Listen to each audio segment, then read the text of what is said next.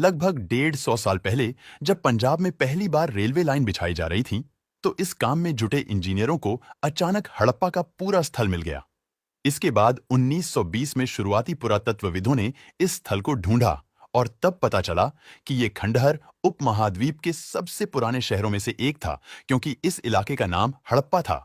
2005 ईसा पूर्व से लेकर 1500 ईसा पूर्व के बीच के कालखंड को भारतीय इतिहास में हड़प्पा सभ्यता के नाम से जाना जाता है। यह सभ्यता सिंधु घाटी क्षेत्र भारतीय उपमहाद्वीप में आता है। इन नगरों में से कई को दो या उससे ज्यादा हिस्सों में विभाजित किया गया था। इसकी ईंटें इतनी अच्छी तरह पकी थी कि हजारों सालों बाद आज तक उनकी दीवारें खड़ी रहीं।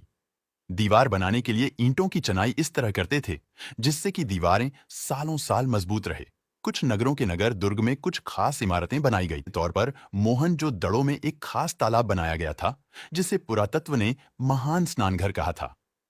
इस तालाब को बनाने में ईंट और प्लास्टर का इस्तेमाल किया गया था। इसमें पानी का रिसाव रोकने के लिए प्लास्टर के ऊपर चारकोल की परत चढ़ाई गई थी। इस सरोवर में दो तरफ से उतरने के लिए सीढ़ियां बनाई गई थी और चारों ओर कमरे बनाए गए। हड़प्पा के नगरों में बड़ी हलचल रहा करती होगी। यहाँ पर ऐसे लोग रहते होंगे जो नगर की खास इमारतें बनाने की योजना में जुटे रहते थे। ये संभवतः यहाँ के शासक थे।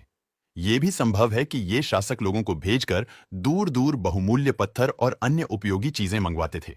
शायद शासक लोग खूबसूरत मन को तथा सोने चांदी से बने आभूषणों जैसी कीमती चीजों को अपने पास रखते होंगे। इन नगरों में लिपिक भी होते थे जो मोहरों पर तो लिखते ही थे और शायद अन्य चीजों पर भी लिखते होंगे जो बच नहीं पाई है। हड़प्पा सभ्यता के पतन के लिए अनेक इतिहासकारों ने प्राकृतिक कारणों को उत्तरदायी माना है। उनका मानना है कि सिंधु घाटी क्षेत्र में आगे चलकर वर्षा कम हो गई। फलस्वरूप कृषि और पशुपालन में कठिनाइयां होने लगी। कुछ इतिहासकारों के अनुसार हड़प्पा सभ्यता में रेगिस्तान बढ़ गया तथा मिट्टी में लवणता बढ़ गई और उर्वरता समाप्त हो गई, जिसके कारण हड़प्पा सभ्यता का पतन हो गया। सिंधु सभ्यता में बाढ़ आने के कारण ही इस सभ्यता का नाश हो गया। सिंधु सभ्यता के क्षेत्र में भूकंप आया, जिससे भौगोलिक दृष्टिकोण से वहां के लोग मिट्टी में दब गए और बाद में शेष बचे हुए लोग उस जगह को छोड़कर अन्य जगह पर चले गए। कुछ इतिहासकारों का मानना है कि मलेरिया महामारी आदि का प्रकोप हुआ, जिससे काफी लोग पीड़ित हो गए और लोगों की असामयिक मृत्यु हो गई। हड़प्पा सभ्यता के पतन का सबसे प्रमुख कारण आर्थिक कारण था।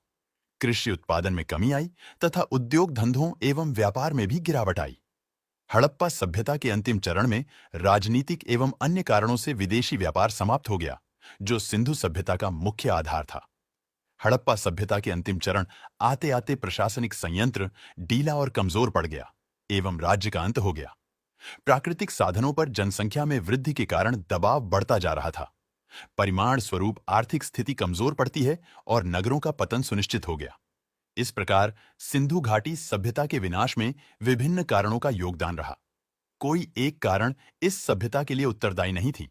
अंततः इस सभ्यता का पतन 1900 ईसा पूर्व आसपास हो गया था। दोस्तों, वीडियो पसंद आता है तो लाइक और शेयर करें।